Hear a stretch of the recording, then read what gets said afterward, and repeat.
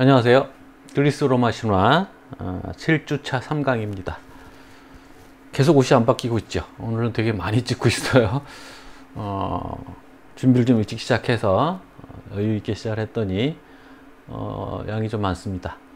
자, 지난 시간에 하데스 해서 이제 제우스의 삼형제, 제우스 삼형제, 독수리 삼형제는 아니고 독수리 맞네요. 제우스 삼형제, 제우스, 포세이돈, 하데스까지 얘기를 했고, 그 페르세포네는 사실은 이제 데메테르와 제우스 사이의 딸이니까 자식 세대, 올림포스의 자식 세대들에 속하지만 하데스의 짝이니까 동급으로 놓고 부모 세대로 간주해서 이제 페르세포네를 같이 하데스에 이어서 페르세포네 얘기를 한 겁니다.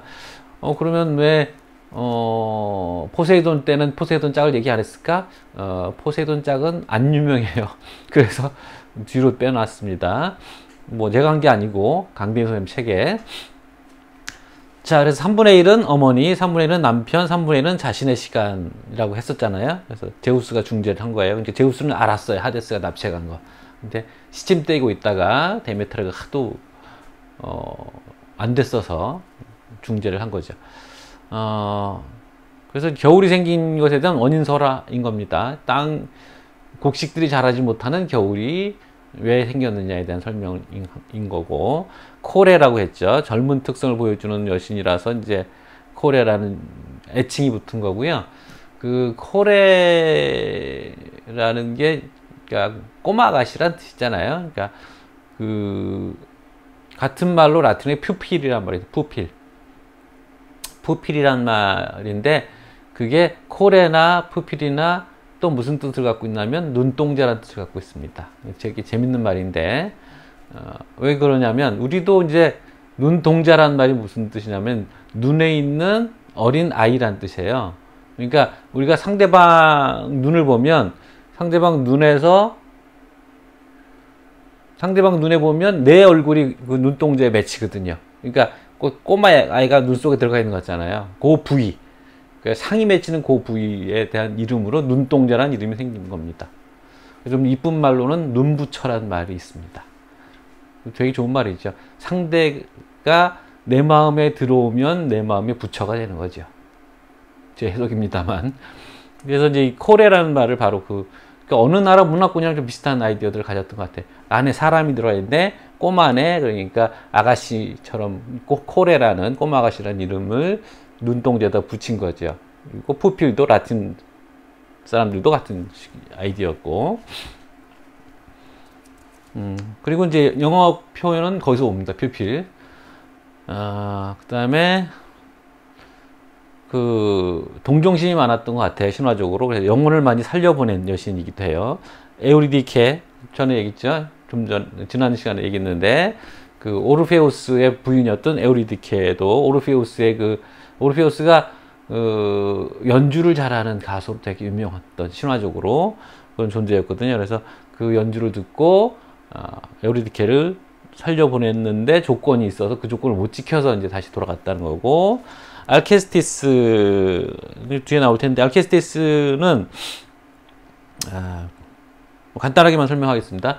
그 자기 남편이 왕인데 젊은 시절에 이제 그 아폴론과 인연을 맺었어요. 그래서 아폴론이 너 죽을 때 그 죽음을 면하게 해주는 한 번의 기회를 주겠다, 뭐 그랬던 거죠.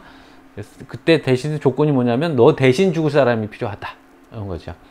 근데 되게 좀 하여튼 남편이라고 좀 이상한 남편인데, 그 남편이 그래서 자기가 죽음의 순간이 와서 주변에 대신 죽어줄 사람을 찾는데 자기 부모도 거절한 거예요.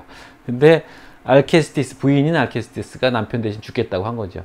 뭐 그걸 또 승낙하는 남편은 또 뭐 하는 인간인지 모르겠습니다만, 알케스티스가 대신 죽었는데 그걸 또 살려보냈다는 얘기도 있고, 그걸 헤라클레스가 죽음의 신과 싸워서 알케스티스를 살려냈다는 얘기도 있고, 몇 가지 버전이 있어요. 이런 것들 여러분들이 기말과제로 하는 겁니다. 그 다음에 프로테실라우스라는 사람이 있는데, 프로테실라우스는 별로 그러니까 딴 걸로 유명한 건 아니고, 트로이 전쟁에 그 트로이로 쳐들어간 그리스 연합군들이 있었는데 신탁이 있었어요. 배에서 트로이의 당도에서 배에서 맨 먼저 내린 사람은 이 제일 먼저 죽게 될 거다 이런 거죠. 그래서 이제 거기서 트로이 군과 맞닥뜨려서 프로테실라우스가 신탁이 있었음에도 불구하고 용감하게 맨 처음 뛰어내린 거죠. 그래서 죽었던 사람인데 이 사람의 부인이, 그러니까 이 사람이 이 전쟁에 참전할 때 당시에 신혼이었는데 이 사람의 부인이 그 남편을 너무나 죽은 남편을 그리워한 나머지 그 남편의 생전의 모습을 잠깐 보여줬다 신들이, 뭐 그런 얘기가 있어요. 그러니까 자신 또는 배우자들의 지극한 사랑으로 저성신의 마음, 그러니까 이 프로테실라우스 역시 그 페르세포네랑 연결되어 있는 거죠. 자, 페르세포네의 모습인데 이것도 이제 풍을 보면 약간 이집트 풍이 보이잖아요. 그래서 이것도 이시스 여신과 동일시된 페르세포네의 모습이죠. 그래서 이게 이시스 페르세포네 상이라고 해요. 이집트 신들을 모신 그 신전에 있었던 작품이고 기원 후 180년에서 190년 사이 작품이라고 봅니다. 약간 좀 신비롭죠. 이거는 내가 처음에는 일단 모습이 그럴듯하잖아요. 그래서 실어놨는데 출처를 찾으려고 못 찾겠더라고요. 근데 막 뒤져보니까 이건 현대에서 만들어내는, 그러니까 고대 작품들 갖고 참고해서 만들어낸 현대의 상품입니다. 약간 옛날 티를 내게 하는 어떤 오일도 바르고 뭐 이렇게 해서 파는 거라니까 관심 있는 사람은 찾아보세요.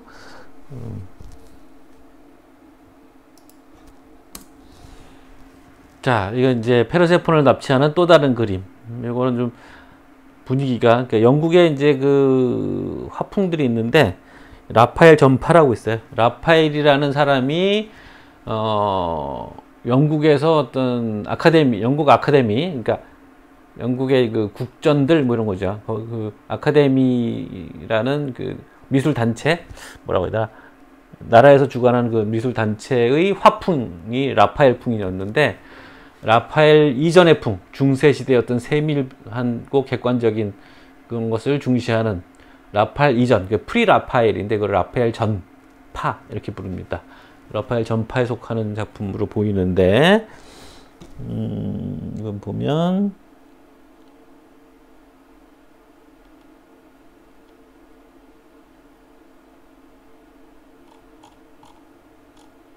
아까 나왔던 게 아닌가? 월터 크레인이라는 사람 작품입니다. 페르세폰의 운명, 1877년 작품입니다. 여기서는 이제 젊은 모습으로 하데스가 그려져 있잖아요. 축을 쓰고 강인한 전사의 모습을 하고 삼지창을 하고 있어요. 포세이돈이 변장했나? 하여튼 삼지창을 하고 있고요. 페르세포네가 뭔가 좀 뭐랄까 어처구니 없는 표정이라고 해야 되나? 하여튼 근데 이 말이 훨씬 더 멋있어요. 그죠? 검은 말, 이 둘이 같이 꽃 따던 처녀들이 놀라서 있는 장면. 이것도 뭐 출처를 알 수가 없는데 나중에 그려진 작품인 것 같고 화질도 좀 안 좋긴 합니다. 이게 프로테실라우스를 그렸다고 하는 작품이에요. 검색하니까 나오던데 요거보다 중요한 거는 사실은 이 작품이죠. 운디드 솔저, 그러니까 부상당한 병사라는 작품인데 프로테실라우스일 거라고 추정하는 작품입니다. 그래서 이거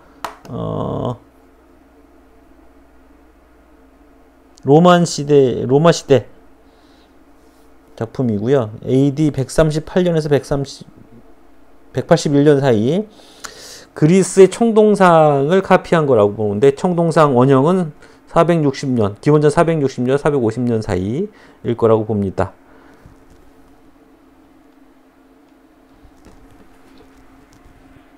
그러니까 이제 운명을 거역하는 용맹한 장수라는 이미지 때문에 뭐 긴 얘기가 없는 사람인데도 이런 식으로 이제 좀 형상화가 좀 돼 있는 것 같아요. 이거는 이제 동전에 실린 프로테실라우스 모습입니다. 에틱 헬멧, 모자스가 이제 그리스, 그러니까 아테네식 모자라는 거고요. 이거는 기원전 480년에서 470년 사이에 나온 동전이고요. 스키오네라는 지역의 동전이라고 합니다.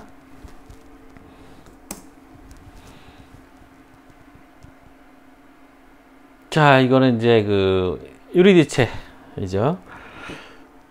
화풍 살짝 보시면 역시 루벤스, 오르페우스의 유리디케라는 작품이고 1630년에 38년 사이에 제작된 작품이고, 약간 옆에 중년 여성이 된 페르세포네 같죠? 몸집이 좀 푸짐해진 아저씨가 된 역시 하데스가 뭐야 이거 뭐 이런 표정으로 지금 자기 부인을 쳐다보고 있어. 왜 그래? 그러는데 덤비지 못하는 것 같고, 그래서 지금 데려가고 있어요. 에르디체, 그 다음에 이게 악사인, 옆에 이제 류라를 짊어지고 있죠. 오르페우스 살짝 곁눈질하고 있어요. 아시죠? 그 신화? 그래서 음악에 감동해서 살려주긴 하는데 조건이 있다. 이 동굴을 통해서 들어왔거든요, 하데스에. 그래서 동굴 밖으로 나가기 전까지는 오르페우스 너는 절대 뒤돌아보지 마라 하는 거죠. 근데 뭐 이런 꼭 하지 말라면 하잖아요, 신화 옛날 얘기에서는. 그래서 동굴 입구가 보이니까 안심이 된 오르페우스가 잘 따라오고 있는지 궁금해서 무의식적으로 고개를 돌린 거죠. 그래서 습관 같은 거잖아요. 그러니까 뭐 참 어려운 거예요.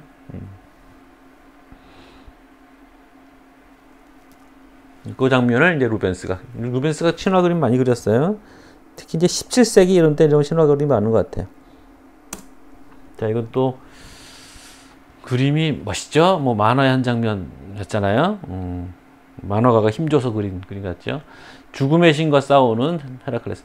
헤라클레스가 이 왕이랑 좀 친해서 친분이 있어서 왕에게 들렸다가 이런 사건을 전해 듣고 그 죽음의 신이 닥쳐왔을 때 싸움을 벌여서 완력으로 죽음을 물리쳤다는 얘기입니다. 여기 알케스티스가 죽은 채로 누워있죠. 비통에서 하는 젊은 여인은 누군지 모르겠어요. 장모님이신지. 근데 그림이 굉장히 뭐랄까요, 확 와닿죠. 뭐 숨기는 거 없고 잘 보여주고. 일단 이 사람이 누구냐면 프레드릭 로드 레인턴이라는 사람인데 영국 사람이고 1869년에서 1871년 사이에 그린 그림이고, 이 사람이 살아생전 굉장히 유명한 화가였다는데 뭐 그러니까 확 오는 대신에 오래 남는 건 별로 없는 거죠. 그래서 그 뒤에는 별로 이렇게 인기를 못 끈, 사후에는 인기를 못 끈 그런 화가였다고 합니다.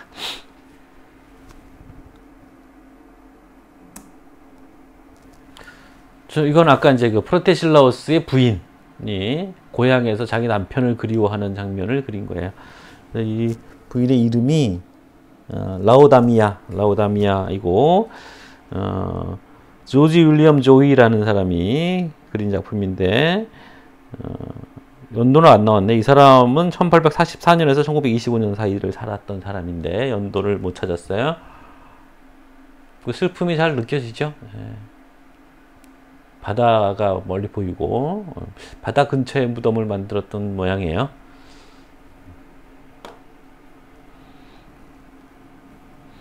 자, 그래서 다음으로 지금 이제 부모 세대의 신들 얘기를 쭉 한 겁니다. 그 다음에 이제 두 번째 파트, 올림포스 신 두 번째 파트, 자식 시대의 신들. 근데 뭐 복잡하지 않고 다 제우스 자식들이에요. 그 헤파이스토스는 약간 이설은 있지만 제우스의 자식으로 돼 있고, 여기 뒤에 나오는 그림은 전에도 한번 나오지 않았었나요? 이게 지금 제우스고, 여기 벼락을 손에 쥐고 있죠, 제우스가. 지금 머리에서 모습이 저기 어렴풋이 보이죠. 머리에서 지금 아테네 여신이 태어나고 있는 중무장하고. 그래서 여기 이제 에레이튀아라고 출산의 여신이 있고, 여기 뭐 설명이 있는데 엘레이튀아가 있고 데메테르가 있고, 양쪽에 이제 엘레이튀아와 데메테르가, 여기 데메테르라고 써 있는 것 같아요.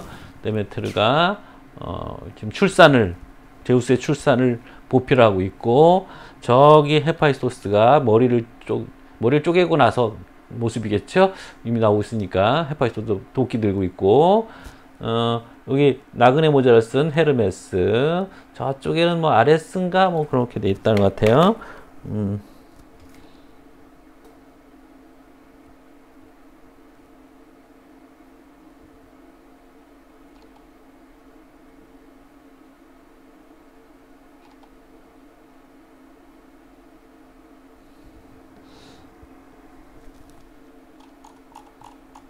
그래서 이걸 배경으로 이제 깔아놨습니다.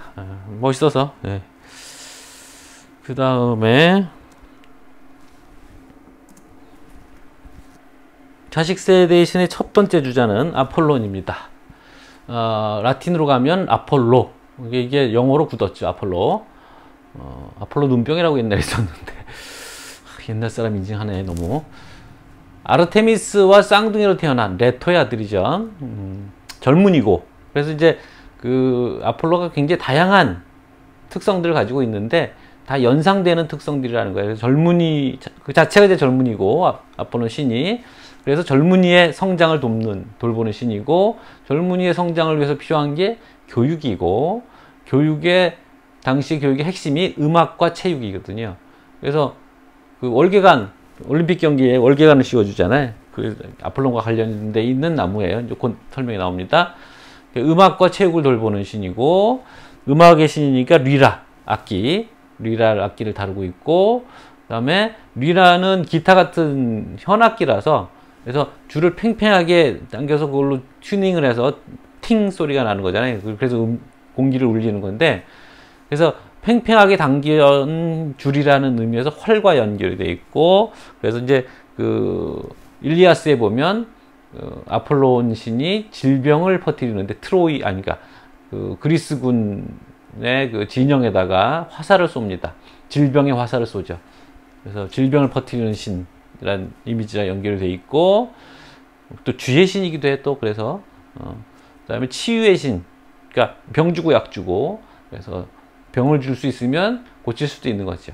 치유의 신이고, 그래서 치유가 정신적인 의미로 넘어가면 정화, 카타르시스라고 합니다. 우리의 죄를 씻어주는 정화의 신이기도 하고, 그 활을 쏘니까 태양신처럼 활을 쏘는 신이어서 이제 결국 태양신, 태양마차를 몰고 다니는 태양신이 됐고요. 그 다음에 또 다른 라인에서는 늑대를 죽이는 신이어서, 늑대가 골치 아픈 직업은 바로 양치기들, 양들을 물어가니까 늑대가 그리스어로 리코스라고 하는데, 옛날에 검색 사이트 중에 라이코스라는 사이트도 있었는데, 라이코스라는 카메라도 그 뜻인가 모르겠네요. 양치기의 신이고, 그리고 나중에 양도 직접 칩니다. 그 다음에 이제 이 화살을 가지고 피톤을 죽였어요. 피톤은 원래 델포이를 차지하고 있던 괴물뱀이었는데, 아폴론이 태어나서 얼마 안 돼서 바로 델포이로 가서 피톤을 죽이고 자신의 성지로 만듭니다. 그리고 그래서 이제 화살을 맞춘 거죠. 정확하게 관역을 맞추는 거잖아요. 그래서 잘 맞추는 거죠. 그래서 점을 잘 보는 신이, 신탁을 잘 내리는 신. 정확하게 신탁을 내리는데 애매하게 얘기해요. 그래야 정확해지죠. 두리뭉실하게 해석을 해야 되니까. 자, 그래서 델로스 섬은 아폴론의 출생지여서 아폴론 숭배의 또 다른 중심지입니다. 근데 이 델로스 섬에 관련된 일화들이 있어요. 당연히 이제 누구였죠? 레토였잖아요. 레토가 임신을 하니까 헤라가 질투를 했다는 건데, 사실 이건 좀 안 맞아요. 왜냐하면 헤라는 나중에 신이기 때문에 질투를 할 수가 없잖아요. 나중에 부인이 됐으니까. 근데 아무튼, 그래서 이제 아스테리아라는 또 림페죠. 아스테리아는 아스테리아 림페가 있는데, 그걸 제우스가 또 쫓아다녔어요. 근데 막 아스테리아가 그걸 떨치기 위해서 막 도망 다니고, 그러다가 결국은 메추라기로 변해서 이 델로스 섬으로 뛰어든 겁니다. 그래서 그 섬 이름이 오르티기야, 메추리란 뜻이거든요. 메추라기 섬, 오르티기야가 이름이 돼 있고, 근데 이제 아마 이 섬이 또 그 신화 가이드 까먹었는데 이 섬이 한 곳에 정착하지 못하고 이렇게 떠돌아다녔어요. 그런데 레토가 임신을 하자 헤라가 전 세계에 명령을 내서 누구도 출생지를 제공하지 말라는 명령을 내린 겁니다. 그래서 해산을 못하고, 더군다나 엘레이트이아가 뭐 헤라의 딸인가 뭐 헤라의 부하인가 뭐 이렇게 돼 있어요. 그래서 엘레이트이아를 보내지 않았고 해산을 못하고 고통하면서 떠돌아다녔는데, 이 델로스 섬은 정착지가 없었기 때문에 그 해산지를 제공했다는 거죠. 그래서 여기서 레토 여신이 몸을 풀었고 그 덕에 정착하게 된 겁니다. 델로스 섬은 이제 움직이지 않아요. 여기 그 미코노스 근처에 있습니다. 델로스. 미코노스 바로 옆에 있어요, 사실은. 그래서 뭐 보이는데 섬이 이 델로스 섬은 사람이 살지 않습니다. 지금 현재 그 유적지만 남아 있어요. 아폴론 성지로서 유적지만 남아 있어 관광지에 유명한 관광지인데, 그래서 바로 못 가고 미코노스 섬에서 배를 타고 넘어가게 돼 있어요. 미코노스 섬은 또 유명한 관광지입니다. 유럽 사람들이 가장 좋아하는 그리스 섬들 중에 하나예요. 크진 않지만, 그리고 뭐 그냥 돌섬인데 바다가 워낙 아름다워서 그런 것 같아요. 맛있는 식당들도 많고.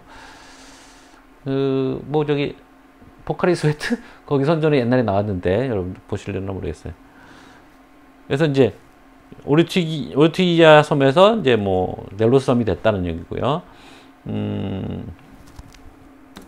자, 그림을 좀 보시죠. 멋있죠? 네. 벨베데레의 아폴론이라고 하는, 이거는 110년에서 140년 사이에 나온 작품이고요. 기원전 350년에서 325년 제작된 청동상의 복제본이라고 합니다. 레오카레스라는 그리스 조각가의 작품일 거라고 생각하고요. 그 풍을 따라서 만든 작품이죠. 굉장히 젊고 잘생기고 근육질은 아닌데 매끈한 몸을 가지고 있는, 뭐 다리도 길어요, 그죠? 저 팔등신이겠죠. 팔등신이 그리스에서 나온 개념입니다.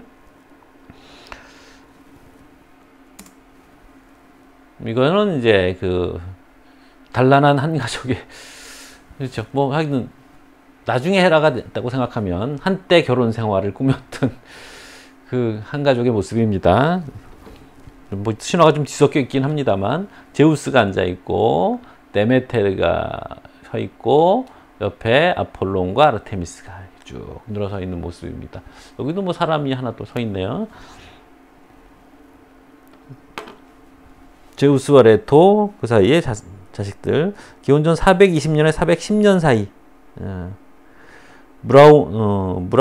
브라우론이라는 곳에 그 박물관에 있다고 합니다. 고고학 박물관에. 자,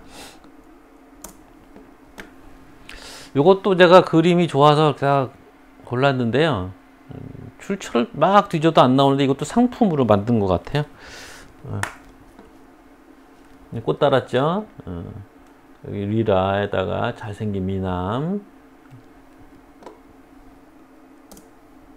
요것도 상품인 걸로 보입니다.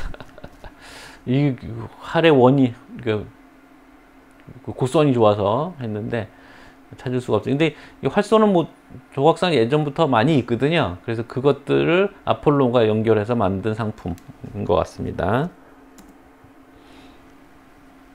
요거는 이제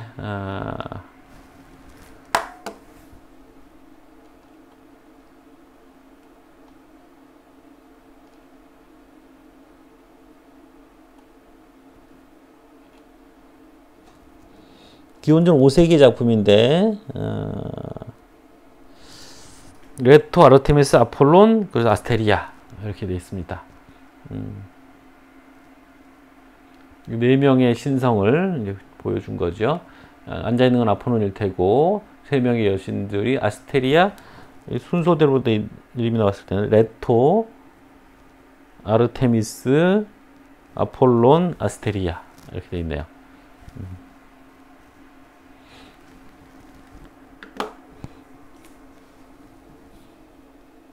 이것도 이제 화병 작품이고요.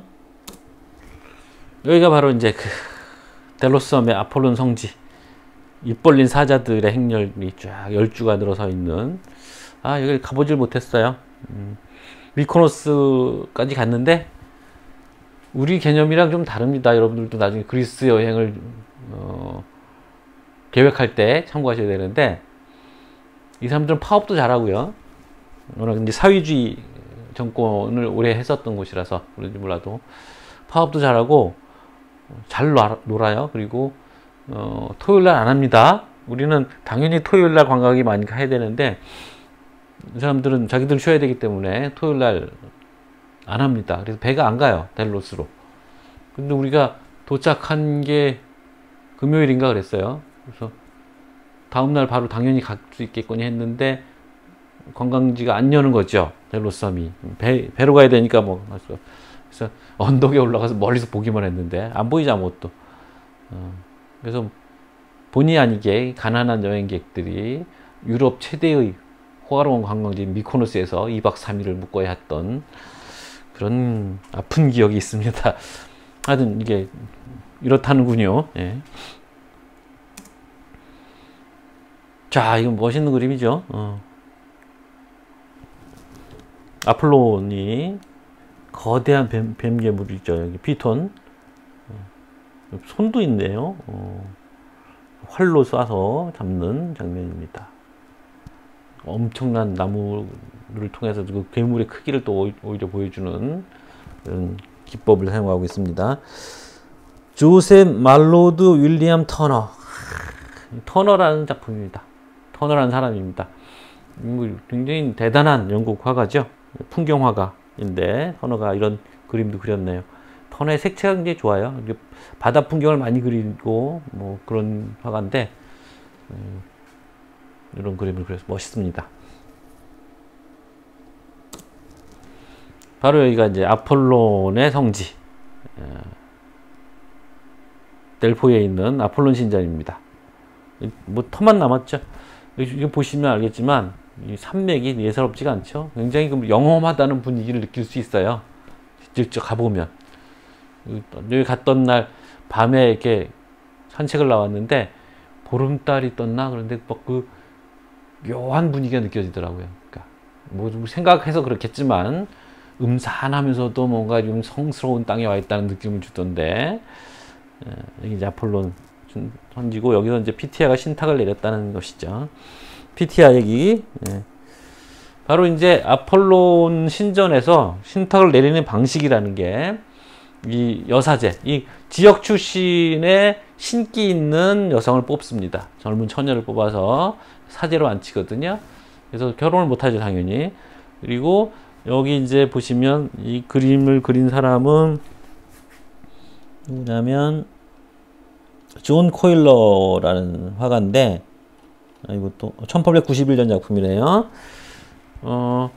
여기 의자 같은 데 앉아 있는데 이렇게 다리가 이렇게 보이시죠? 이 두 개밖에 지금 안 보이는데 형태로 봐서는 이게 네 개일 것 같지는 않잖아요. 이게 세 개예요, 원래. 그리고 의자처럼 돼 있지만 전해지는 얘기로는 산발솥, 그러니까 다리가 세 개 달린 솥 위에 앉아 있었다는 거예요.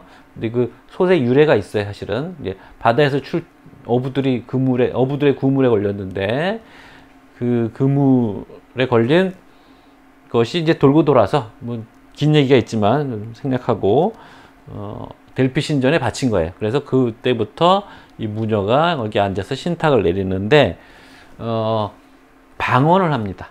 그냥 일상어를 말하는 게 아니고 우리 교회 다니는 사람들도 무슨 부흥회 할 때 막 알아듣지 못하는 소리를 하잖아요.